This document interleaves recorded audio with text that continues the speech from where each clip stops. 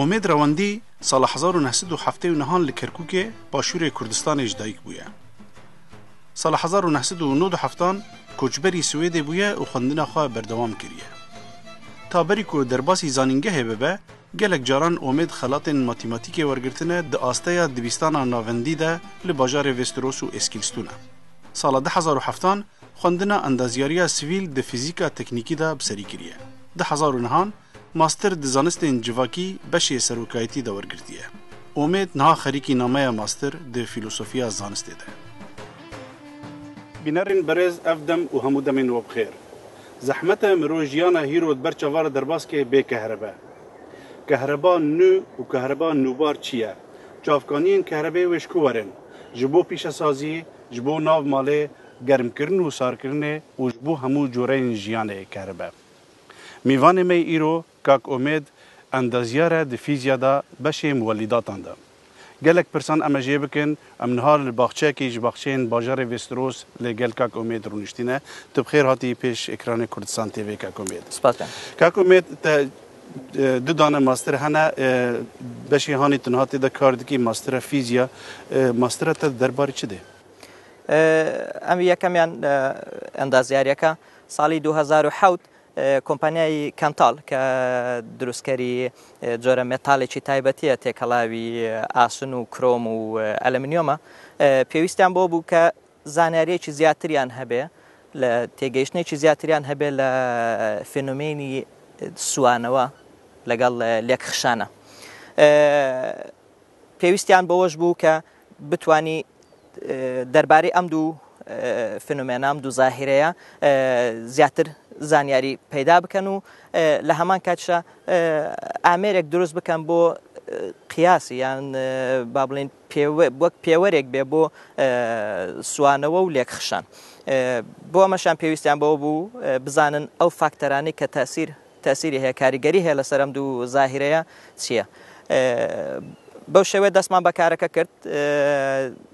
یکم باشی او بو که زانیاری زیاتر لسر سوانه و لیکخشان بدهی باشی دومیشان دیساینی او آمره بو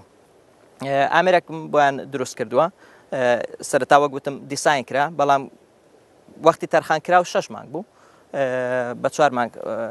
تواو بو سرتا و بابلین دیساینه که ایت دست مانگ کرد درست کردنیشی استاکو آمره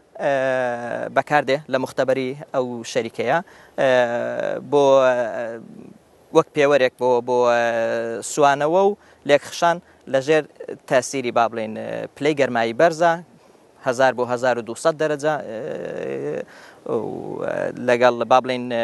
چ کێشێک یان چەند خێرایی سوانەوە لە یەکتریە یعنی تشتی ئەستێ گەیشتم ئەمنا بەحسا مولدەی کاربێ ئەگەل لەکی مەزن دکن زیڤراندنا وان گەرمایە چێ دکێ چاوا راهفت کهوه و چاوا جیتی خارن دپلی گرمایی دا حتانی 1200 دی اگر از نشاش بم او ماکینا تا دیزاین کر گلو بری وی ماکینی وی رنگیت نبون یعنی دیزاین زوره بو دراسه کردنی یان لکولینەوە لە سوانە و لێکخشانە بەڵام بەو دیساینی کە منەوە یەکەم شێوەیە بەو شێوەیە دروست بکرێ بێگومان لە زۆر بوارە بەکاردێ بەڵام ئەوان زیاتر با بڵێن بە شێوەیەکی گشتی ئەتوانی سوانەوە و لێکخشان دیراسە بکەی بەو ئامێرە لە پلەی گەرمایی بەرزە با بڵێن بمباشری علاقه با مولدات وشتیوانی او بشی کی او کار کم یعنی گلک ورش یعنی دب کار به گلی دندر ماکینان دا کتشت راه هفت کفن و جهفت دخون ماستر کتیدن هی اوجی دربار زانستی جواکی ده مثلا سروکاتی و چوانی سروکاتی گلو حتی ها از بخاطر گیشتم که سروکاتی یعنی مثلا که دندر مران را او هنراته گلو مرد خوینه چاو ببی سروکه کی باش و خراب اما دو باشه کی تا وقت جنابت فرمود ابل ناو خوته هبه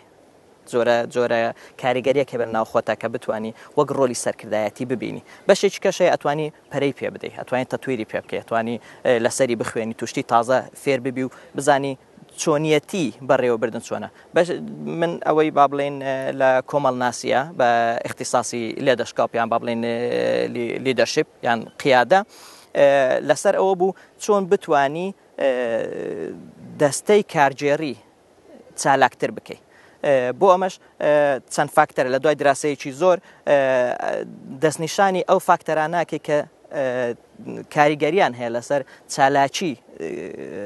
دەستەی کارژێڕی. تدی وقت مرۆ بەحسە سەرۆکایەتیت کە یەکسەر دەولەت و سیاست تێ بیرەمەران لێ دیارە کۆمپانیا دەستگایên چوک و مەزنجی هەمویان سەرۆکەتیەوان هەیە. تا مودێلێک درست کردی کاژمەرە مودێل هەڕۆناک ناکە. ئەو وەک لە سەرەتا باسم کرد لە دوای ئەوەی کە ئەو فاکتەرانە دەستنیشان کرا کە کاریگەریان هەیە لەسەر چالاکی دەستەی کارژێڕی. من هەستان بۆ بە سوودوەرگرتن لە مۆدلێکە لە ناو میکانیکە هەیە پلانێتەری گەرف سیستم پێڵێن. هەستام ئەم فاکتەرانەم هێناوە بۆ ئەوەی شێوازەکە بە شێوەیەکی دیار نیشان بدەیت کە کاریگەری ئەم فاکتەرانە لەگەڵ یەکا چۆنە تەسیریان هەیە. شتی یەکەم ئەوە بوو کە با بڵێن کە ئەنجامێکی ڕوونت هەبێت کە تو دەستەی کارژێڕیت هەیە ئەبێ بزانی کە تو بۆچی کارەکەن. دووەمیان ئەوە بوو کە سەرکردەیەکی دینامیکت هەبێ کە بتوانێت کار بکە و بتوانێت هاندەری گروپەکەی خۆی بێ. فاکتەری سێەم ئەو بوو ڕوحی کارکردن لەگەڵ یەکە ئەو تیمە بە یەکەوە چۆن کارەکەن. فاکتەرێکی کە ئەو بوو چۆنیەتی بەڕێوەبردننی کۆبوونەوەکانیان. فاکتەری ئەخیریشان با بڵێن چۆن سەرەکەوی بەسەر ئەو تەنگ و سەڵمانی لە بین گروپەکەیە. ئەو مدلە چێکری متەماشا کرد وەک دیشلان چێکر بوو یعنی یەک کارگەری لەسەر یەکە دنکی گەل ئەوەیە ئاوا کرد لەسەر لێکۆلینێ کەسێکی دن یان تەش دەستپێکە بخوا نەخێر ئەو لێکۆڵینەوە بۆ دەستنیشانکردنی ئەو فاکتەرانی کە کاریگەریان هەیە لەسەر چۆنیەتی بەڕێوەبردنیان بە چالاکردنی دەستەی کارژێڕی ئەوە دیراسەیەکی زۆری لە دواوەیە با بڵین. بەڵام شێوازی ئەوەی کە ئەو میکانیکە بەکاربێنی یا مەسلەی دشلی و شتەکانە بەکاربێنی ئەوە شتێکە تایبەتە بە خۆم هەر بۆ ئەوەشم بۆ کە پیشانی بدەم کە ئەو سەرکردە دینامیکەی با بڵێن یان ئەو سەرکردە چالاکە وەک وزە بەخشێکە بۆ سیستەمەکە بۆ دەستەی کارژێڕێکە بۆی هاندەریان بێ بگەنە بەو ئامانزانی کە دانراوە بۆ گروپەکە. تنهاڵ جەم کۆمپانیایەکی کاردەکی کۆمپانیایەکە فەرەنسی مەزنە توانیش مەرە کورتی بەحسا کە ئەو کۆمپانیا چ کاری دکێ؟ بەڵێ ئەم کۆمپانیا لە دوو بەشی گرنگی ئینفراستراکچەرە کارەکە. بەشی یەکەمیان ترانسپۆرتە دامەزراند با بڵێن دروستکردنی قیتار و ڕێگاوبانی قیتار و ئەو شتانەیە. لە ساڵی 2007 ڕیکۆردی جیهانیان هەیە بۆ پەلەترین یا خێراترین شەمەندەفەر بە پەلەی 574 کیلۆمەتر لە سەعاتێکە. بەشی دووەمیشیان لە پەوەرە دامەزراندنی وزە با بڵێن وێزگەی بەبەرهەمهێنانی کارەبایە. ئەمە بە شێوەیەکی گشتی ئەو بەشەی کە ئێمە لە ڤێستەرۆسا کاریتیاکەین بەشی جەنەرێتەراتی کە با بڵێن لە بەیندە MVA-ەوە بۆ 1000 MVA بە پێی دیساینی جەنەرێتەرەکان. بەشی تۆربینمان هەیە لە نۆشۆپینگە. بەشێکی کەمان هەیە کە لە لێکۆڵینەوە شتیوای زانستیەکە لەسەر کاربۆن کاپچەر با بڵێن کە ئەوانەی کە دۆمۆکسیدی کاربۆن لە هەموو وێزگەکانە بڵاو بێتەوە چۆن بتوانن سەیتەرە بکەنە سەری و کۆنتترۆلی بکەن و بە شێوەیە کەمی بکەنەوە. دەبێژن یەک پرسێن استراتیژی د دنیایدا مەسەلە ئینەرژیە. وڵاتێ me سروشتا me rol ceme geleke bahê ava Kurdistanê hê û evna çavkaniyên girîngin ji bo peydakirina enerjî ji xeynî mesela gazê û neftê ew hane ku dibêjin mesela ji vir û 45 sala gidin wê bi dawî were. Yani تذكاري جمرة روناق بكي هبونا ولاتي ما جي ولاتي ما جبو استراتيجية انرجي چاوية. بێگومان ئەمە کارێک نییە کە بە یەک ڕۆژ و دوو ڕۆژ بکرێ بێ دیراسەتێکی زۆر بەدوایە بێت تۆ سەرەتای هەموو شتێکەوەی بزانی سەرچاوەکانت چییە تو سەرچاوەیەکت هەیە کە بتانی بەکاری بێنی بۆ بەدەستێنانی وزە. ڕاستە بە شتێکی زۆر باشە و تەسیرێکی وای لەسەر ژینگە نیە بەڵامە بێ حیسابیەوە بکەیت کە ئەو وزەیە کە لە یەک تۆربینێکی بایەداتێ گەلێ زۆر نییە با بڵێن ڕەنگە 5-6 MVA بێ بۆ ئەوەی کە بتانی شارێک بەڕێوەبەری کە 200-300 مێگاواتی پێویست بێ تۆ چەنەها لەمانت پێویستە دایمەزرێنی و هەموو ئەمانش پێویستیان بە خزمەتە. ساعاتی کارکردنیشی ئەگە بێت و بەراوردی کەی لەگەڵ مەحەتاتی بخاری یان غازی زۆر کەمترە بە 2500 سعات لە ساڵێکە شتێکی زۆر نیە بۆیە تو ناتوانانی ئەمە وەک بیسک لەوت بەکاربێن ینی هەموو کاتێک هەر احتیمادت لەسەر وزەی بابێت چونکە هەنە کات هەیە با هەیە هەنە کات هەیە بانیە تۆ بێ وەک یەدەکێکت هەبێ کە بتانی کە با نەما بتانی یەکسەر شەبەکەیچکە یان با بڵین جۆرێککە لە محەتەکان بەکاربێنی ئەگەر ئەم بەحسە باشووری کوردستانی بکەن گەلێک کەس دەبێژن کێشەیە کارەبێ کوردستانی نەمایە ینی هەمە نەمایە لێ ئەو کارەبا هەنێک و ئەم بەحسێ دکەن ji بۆ ناو ماڵانە ji بۆ ژیانە ڕۆژانە ji بۆ جادە و بانانە هیچ جاری بەحسا ئێنەرژی نەبێژ بۆ برێڤەبرنا پیشەسازیش بەر ئەو پیشەسازیە مەین نینە ئەگەر ئەم استراتیژی بفکرن ینی چ جوڕێ پەیداکردنا ئێنەرژی لە کوردستانی هەری گونجاوە وەک گوتم ئەبێ دیراستێکی زۆر لە دواوە ئەم شتانە هەبێ بێت تۆ بزانی سەرچاوەکانت چی و چییە هەر یەکێک لەم وزە بەخشانە با بڵێن یان ئەم وێزگەی کارەبا دروستکردنە پێویستی تایبەتی خۆی هەیە هەمووشی بربەستێک هەیە لە پێشی کەوای لێکاکە لە یەکێکە خراپتر بێ یەکێکیان لە یەکیان باشتر بێ وەک با بڵێن خاڵی هێز و خاڵی لاوازیان تایە هەیە ئەوەی ئەگەر بێت و وێزگەی ئاو بڵێ هایدرۆ بڵێ ئەوانیش ساعتی کارکردنیان لە ساڵێکە کەمترە لەوەی بخارێکە بە 4000 ساعت حیسابەکرێ پێویستی بەوەشە کە تو هەردەم ئاوت هەبێ ئیبایەکە بەو شێوەیە محەتاتی بخاری کە مەسرەفی با بڵین کەمترە ئەوەی لە کە ئەڵێن کیلۆوات ساعاتێکە بەکاردێنی نرخەکەی کەمترە لەوانێکە بەڵام پێویستی بە خزمەت هەیە خزمەت گوزاری هەیە ئەبێ ئەمە دراسە بکرێت لە کوردستانە و هیوادارم کشتی وایە زۆر کرابێ چونکە ئەمانە شتێک نییە بۆ ڕۆژێک دوان هەتا ئێستاکە ئەوانە ئێستاکە کراوە بەڕێی من بۆ چارەسەرکردنی مشکلەی ڕۆژانە بووە بۆ ئەوە نەبووە استراتیزیەکی درێژخایەن بێ کە با بڵێن ئێمە دوای 5 ساڵی کابێ وزە چۆن بێ لە کوردستانە دوای 10 ساڵی خۆست عینن بەحسە وێ بکەم ئەم دوێ قۆناخێدانە ئێنەرژیش بۆ خەڵکی پەیداکن ئەو ئێنەرژیا وێ چاافکانیە وێ چ بێ هین ئەم لەسەر وێ نەخەبتیانە لێ وڵاتێکی وەک ئەمها لێ ڕونشتینە وەک سوێد gelek çavkanî enerjî hene tu xwe jî wekû xwedîmal tikanî helbijêrî ew kehrebaya ku tê mala te kîjan cure kehrebe bê ji bo peydakirina kehrebê jî gelek faktor berçavan têne girtin yek ji wan mesela erzanbûnê buhabûnê ye lê xala hane ji va hemyan jî girîngtir ji bo pêşe rojê mesela enerjiya nûbar e ew hane ku nû dibe baş e چیە مەسەلا ئێنەرژیا نووبار کوون هەڵ دیباتێدا گەلێکی خورتە بەڵێ ئەو مەسلەی نووبار وەک یەکێک کە باسمان کرد مەسلەی با بتوانانی سوود لە باوەرگری ئەوەی هایدرۆ ئاو ئێمە بەداخەوە شوێنی جوغرافی کوردستان ئەوە نیە بڵێ لەسەر ئاو شتی وابێ ئەجینا سوود وەرگرتن لە شەپۆلی ئاو ئەتوانی سوود لەوە وەرگری ئەتوانی سوود لە مەدود جەزر وەرگری با بڵین زاهری مەدود جەزر لە ئاوە ئەوانە ڕەنگە با بڵێن تا ڕادەیەک لە کوردستانە ئەوە نەبێ بتوانی بەکاری بێنی بە حکمی شوێنەکەی بەڵام ئەوانەی کە ئەتوانی دراسەیان بۆ بکەیت و بزانیت تا چ ڕادەیەک ئەم بایە سورعەتی بایەکان لە چ مەوقعەکە شتێکی زۆر باشترە کە بتوانی لە ناو ئاوا دایبنی ئێستاکە باوی ئەوەیە کە لە ناو ئاوا دانرێت و بەژێر ئاوا ئەو کای بڵە شتانەیە دێ بەڵام بەداخەوە ئەوەشان لە کوردستانە ڕەنگە لەمڕۆ نەتوانێت گەلە بەکاربێن بە حکمی مەوقع جوغرافیەکەی بەڵام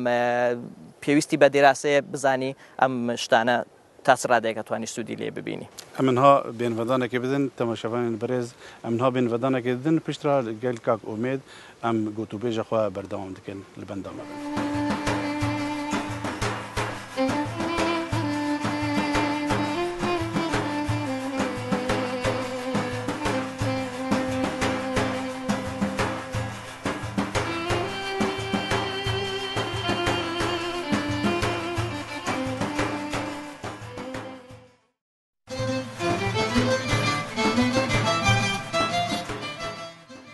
Gava ku tîma Kurdistan TV serdana Umêd kir li bajarê Vesterosa Swêdê ji bo vê hevpeyvînê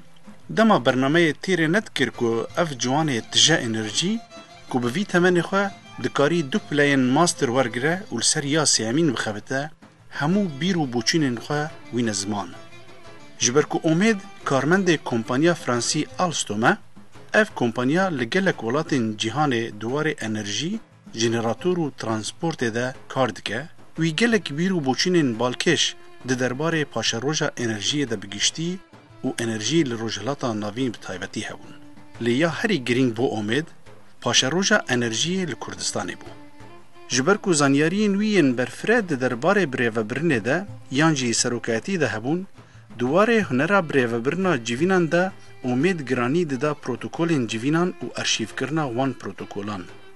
بسدان جوانین کرد جزانینگهین کردستان درد کهون لی بیکارن و نکارن درفتا خوارگرن که زانستین خواهین تازه بخن خدمت جواکی. امید بال دکشان ده سر آریشه که گلکی گرینگ.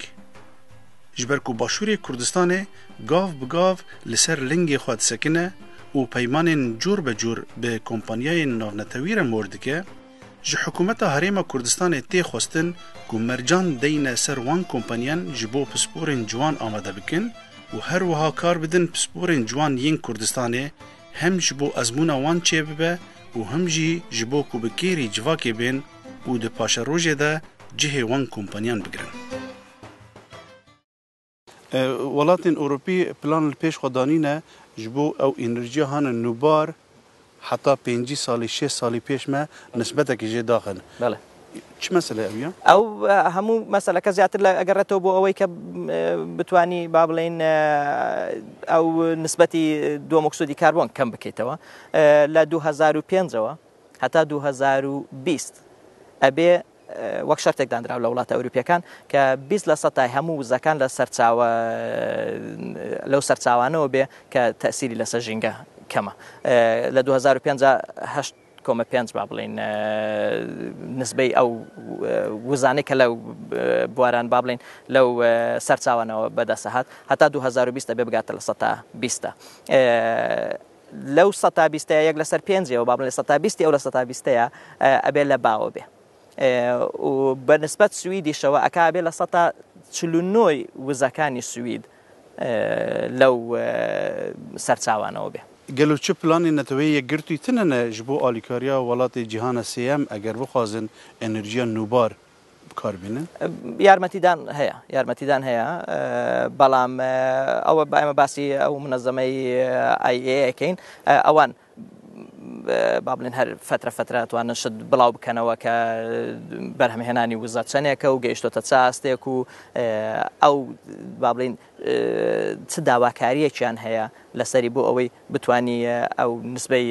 دۆمۆکسیدی کاربۆنەوانە لە یان تەسیراتەکەی لە ژینگە کەم بکەیتەوە بەنسبەت وڵاتانی خۆمانەوە منتیقەی خۆمان شتێکی وا هەیە بەڵام بەو شێوەیە نییە کە لە ئەوروپا ئەو داواکاریانیان لێ ئەکرێ. کاکۆمێد یەک ماسترەتە درباره فیزیا و اندازیاری و میکانیک و یعنی تشتی پرکتیک ده یا دنجی گلکی تیوریه مثلا جواگناسی و زانستین درباره سروکاتی بری و برنا شرکتان ده یعنی چاوا هر ده هفدرا کمبیناسیون چید بیم؟ برای من سەرچاوەی هەرە گەورەی بۆ پێشەوە بردننی هەر کۆمپانیایەک هەر ئۆرگانیزایشنێک یان هەر دەستگایەک کە با بڵین دەستەی کارگێڕی تیابێ سەرچاوەی وزە بۆ ئەم دەستەیە بۆ ئەم گروپە بۆ ئەم فابریکە ئەندامەکانیەتی خەڵکەکانی تایە کارەکەن بۆیە بە شێوەیەکی دروست ئەبێتەوە بتوانی ئیدارەی ئەم خەڵکانە بکەی بۆ ئەوەی کارەکان بە شێوەیەکی ڕێکوپێک بەرەو پێشەوە بڕوە لە هەمان کاتە کارەکە ببێتە مایەی پێشکەوتنی فەرمانبەرەکانت ئەگەر بێت تۆ ئەو فاکتەرە لەبیرکەی ئەبێتە کارێکی ڕۆژانە لە لای خەڵکەکە سبەینیان ڕاستێ لە خەوە بێ بچێت بۆ سەر کار و کارەکەی خۆی تەواوەکە و بە زووترین کات بگەڕێتەوە ماڵ بەڵام تو ئەگە توانیت وا لە کۆمپانیاکەت بکەیت کە شتێکی خۆشی تیابێ شتێکی بەرەو پێشبردننی تیابێ بۆ کارمەندەکانت بێگومان ئەتوانن بە ئیحساسێکی کەوە کارەکەت بۆ بکەن بۆیە ئەمە بەشێکی هەرە گرنگی مەسەلەی ئیدارەیە کە ئەبێ زۆر ئیحتیمامی پێ بدرێ تۆ نەک کارەکانت تەنها بۆ ئەوە بێکەت و کاری ڕۆژانە بەڕێوەبەری بەڵکو ئەبێ بە شێوەیە گوای لێ بکەی کە ئەو خەڵکی کە دێ کارەکە لەوەیە لەو کۆمپانیایە شتێک ببینێ شتێکی بەسوود ببینێ کە ئەبێتە مای پێشکەوتن بۆ خۆشی شتێکی تازەی لێ فێرە بێ بۆیە من بەڕاستی ئەمەم زۆر لاگرین بوو جیهانی ئەمڕۆژ پێویستی بەوەیە کە تۆ بتانی خەڵکانی چالاک بێنیتە لای خۆت خەڵکانی چالاک دامەزرێنی لای خۆت کارەکانت بۆ بەڕێوە بەرن ئەگە تۆ کۆمپانیاکەت کارەکانی بەو شێوەیە بێ کە مایەی پێشکەوتن بێ بۆ خەڵکەکە زیاتر خەڵکەکە دێ بەرەو پێشی ئەمە شێوازێکە کە بتانی ئیدارەی سەرچاوە مرۆیەکان بکەیت تەنها نەک تەکنەلۆژیا لەگە تەکنەلۆژیاکە ئەوەی لە پشت تەکنەلۆژیاکەوەیە من و تۆین و یەکێکی کەیە ئەبێتەوە بە شێوەیە گوای لێ بکەیت کە ئەمانە بتوانن ئەو تەکنەلۆژیا بەکاربێنن بە شێوەیەکی دروست سەرۆکی کۆمپانیاکی سەرکەفتی داویا ساڵێدا دیار دکێ بژمارەیان کە ئەنجامێ گوێ کۆمپانیە بدەستخستنە چنە لێ gelek caran heye gelek hokar hene dêlinê encamê kompaniyayê baş bin yan xerab bin di çi warî de mirokanê zanibe serokê vê kompaniyê zîrek e û karê xwe gelekî baş rêve dibe شێوازی کارکردنەکە شتێکە کە بتانی وەگوتم بتانی هەموو کارەکانی ناو کۆمپانیاکە ببینی بە شێوەیە کە لە کارەکە لە وردەکاریەکان تێگەیشتبی کە بزانی خاڵی لاوازی و خاڵی بەهێزی ناو کۆمپانیاکە چییە ئەوانی کە بە ئامار بە ئیحسا با بڵێن دیارە بێ ئەو ئامانجانەیە کە دانرێت لە سەرەتای ساڵەکەەوە و یاتوانین لە کۆتایی ساڵەکەیە ببینی ئەمە گەیشتونە بەو ئامانجانە یاننا ئەگە نەگەیشتونە پێی با بڵێن هۆیەکانی چییە ئەگە گەیشتنە پێی ئایا با بڵێن ئەتوانن شتی زیاتر بکەم بۆ ساڵی وەک سەرچاوەیەک بەکاری بێنن وەک ڕفرەنسێک بەکاری بێنن بۆ ساڵی دواتر ئەمانە ئەمە هەمووی با بڵێن وەک پێوەرێک بەکاردێ بەلای منەوە شتێکی کە زۆر گرینگە وەک پێوەرێک بتانی بەکاری بێنی ئاستی پێشکەوتنی کارمەندەکانت چەندێکە ئایا کارمەندەکانت ئەم ساڵەکە بەو شێوەیە کاریان کرد چەندێک فەرقیان کردو لەگەڵ پارەکەیە چەندێک بەرەو پێشەوە ڕۆیشتونە ئایا کارمەندەکان هەر کاری ڕۆژانەی ڕوتینی خۆیان بردۆتە ڕێوە یان شتێکی تازە فێربوونە یان با بڵێن ئەو فرسەتە دراوە پێیان کە شتێکی تازە فێر ببن ئەمانە هەمووی وەک فاکتەرێک ئەتوانی بەکاربێنی وەک پێوەرێک بەکاربێنی بۆی بزانی کە ئەم کۆمپانیا تا چ ڕادەیەک سەرکەوتووە تەکنۆلۆژیای ئەمڕۆ کارێک نییە کە ڕاوەستانی تیاابێ بە شێوەیەکی دینامیکە ڕۆژانە شتی تازە دێتە پێشەوە ڕۆژانە تۆ بێ ئاگاداربی بۆ ئەوی بتانی با بڵێن هێزی منافەسەکردنت لەگە کۆمپانیەکانی کەت بەهێز بکەی بەتواناتربی ئەبێت بەردەوام ئاگاداری تەکنۆلۆژیای تازەبی ئەمانە شەر بە کارمەندی چالاکەکرێ بۆیە تۆ وەک سەرکردەیەکی پێشکەوتو ئەبێ دایم چاوت لەوە بێ کە کارمەندەکان دەوانەی لات کارەکەن فرسەتی ئەوەیان هەبێ بەرەو پێشەوە بچن بەێ لێنها پرسەکردن هەبوو دە دەربارێ زانست و تکنیک یعنی ژیانە ئیرۆدا دەدوە هەر دە بەشانداژی خوندیە زانست و تکنیک دژیانە ئیرۆدا چ قازی گرنگە وەک لە سەرەتایە باسم کرد تەکنیک شتێک نییە ڕاوەستانی تیاابێ ژیانمان تەواو پێوەست بووە بە تەکنیکەوە ڕۆژانە بەرهەمی تازە دێتە ناو بازارەوە ڕۆژانە شتی تازە دێتە بەرچاو کە پێشتر نەبووە بۆیە وامان لێ هاتووە تا ڕادەیەکی زۆر ئێمە بەستراوینێتەوە بە تەکنیکەوە تەکنیک کارەکانی زۆر بۆمان ئاسان کردەوە بەڵام لە هەمان کاتیشە ڕەنگە لە چەند لایەنێکەوە خراپیشی هەو بێ بەو شێوەی کە با بڵێن وەختێکی زۆر لە گەنجەکانە بات و بە شێوەیەکی ڕەنگە تەندروست بەکاری نێنن ئەوانە بوارێکی کەی تەکنیکن بەڵام بواری هەرە باشی یان هەرە گەورەی تەکنیک وابزانم لە خزمەتی مرۆڤایەتی و شتێکی باش هاتۆتە ئاراوە ژغینە بە هەر بوارێک ومە بەحث کردیتە ماسترتیدا وەرگرتن سەر ماسترێکە دەیش دخەبەتی دوارێ بریارگرتن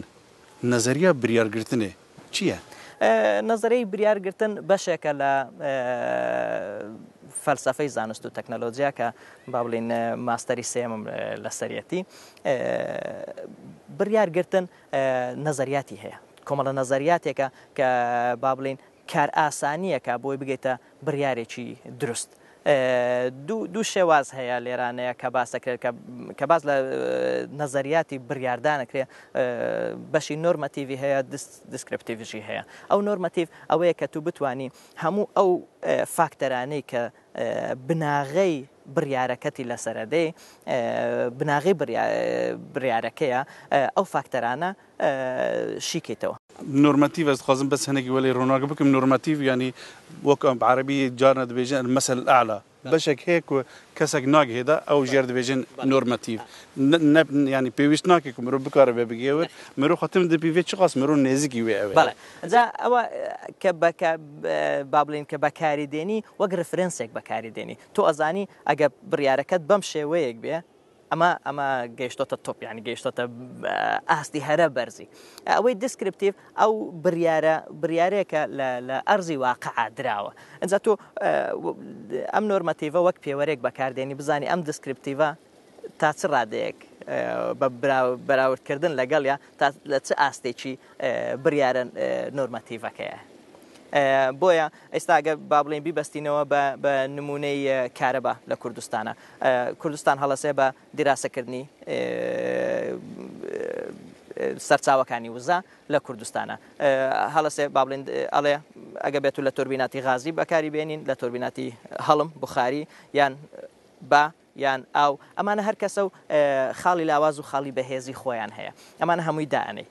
لە لایەکیکەوە تو سەرچاوە داراییەکانت با بڵێن ئەو بودجەی بۆ دانراوە ئەوەش لە لایەکەوە هەیە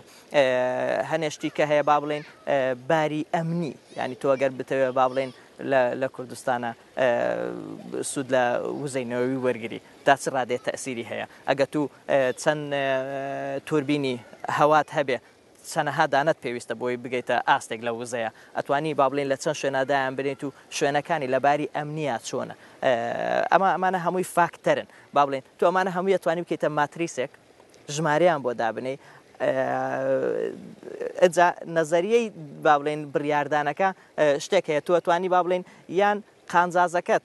ماکسیماڵکەی یان زەرەرەکەت منیماڵکەی تێگەی ئەمە دوو شتە لە بڕیاردانە ئەتوانی بڵێ ئەم خاڵیان ئەگەر بکەم ئەتوانم بگەمە ئاستێکی کارەبا ئەوەنە کارەبا ئەمەداتێ بەڵام لە هەمان کاتە ڕەنگە بارە ئەمنیەکەی